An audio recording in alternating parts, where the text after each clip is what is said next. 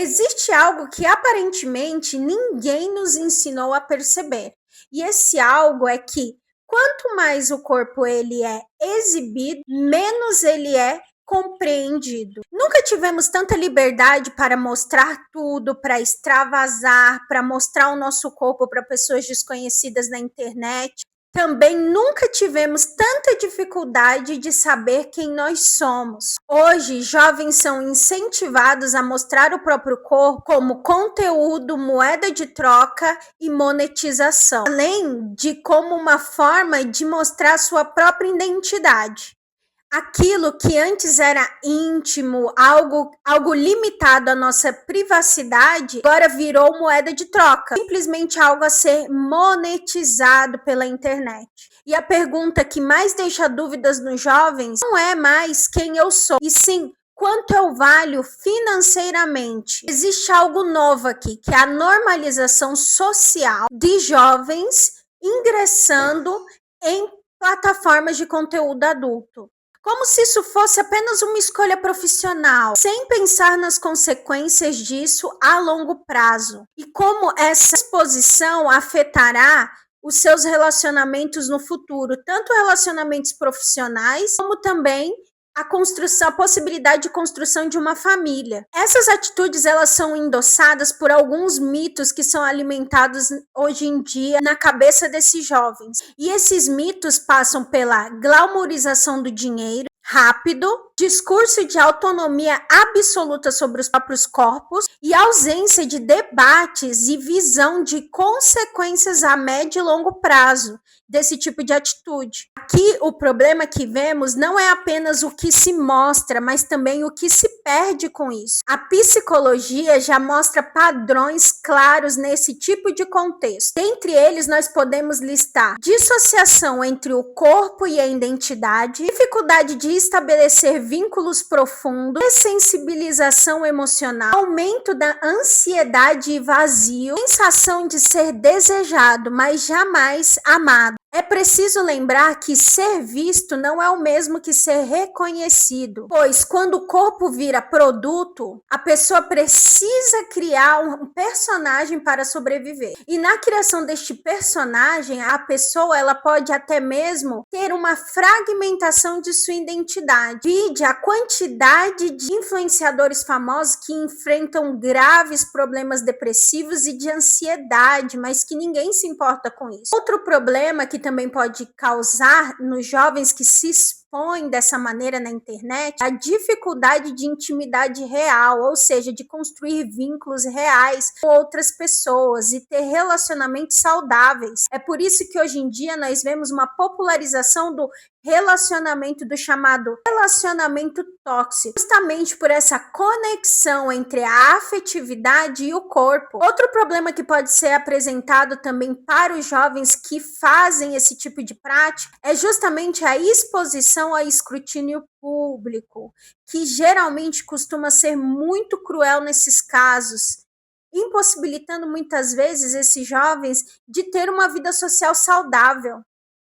Tudo isso misturado pode acrescentar outros medos e inseguranças, como, por exemplo, medo de engordar, medo de mudar a sua própria imagem, transtornos alimentares, medo de envelhecimento, que são coisas normais na nossa vida. Por isso, é importante dizer que esse personagem, ele muda a sua imagem, mas ele cobra um preço muito alto para sua alma. Mas não pense que isso é um problema novo, tá? Isso tem uma raiz muito mais antiga e vem justamente de quando a pessoa trata o seu corpo como algo a ser usado e não algo que você é. Isso vem de uma cultura utilitarista, onde as relações são descartáveis e as relações sexuais, elas são sem nenhum tipo de vínculo. São João Paulo II propôs algo que mudou paradigmas. O corpo é linguagem. E quando São João Paulo II fala sobre o significado esponsal do corpo, ele está dizendo algo muito simples, mas ainda mais profundo. O corpo humano, ele foi feito para se oferecer como dom e não para ser usado como objeto. Nosso corpo, ele não é neutro. Ele carrega um sentido. Ele foi criado para expressar amor, entrega e comunhão. O corpo foi feito para dizer: eu me entrego e não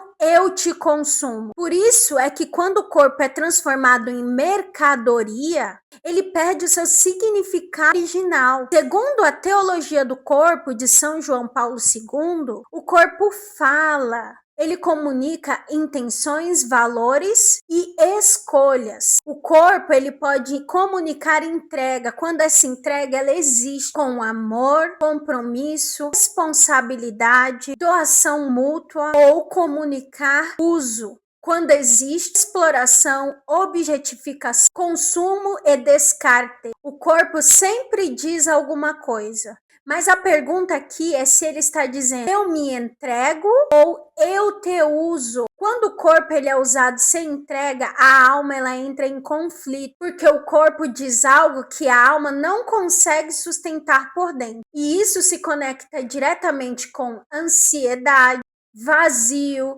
dissociação e dificuldade de vínculos. O ato sexual, ele não comunica somente prazer. Não.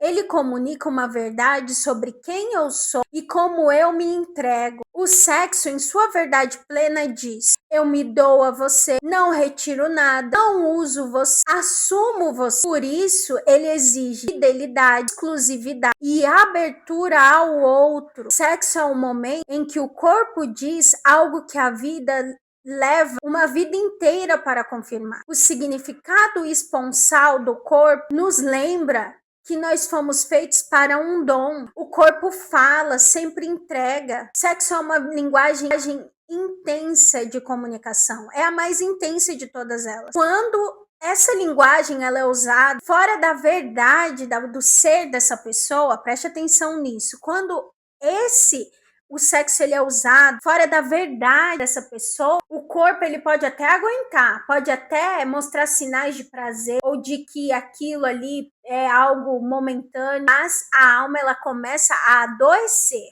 O corpo ele não foi criado para ser consumido, ele foi criado para comunicar amor.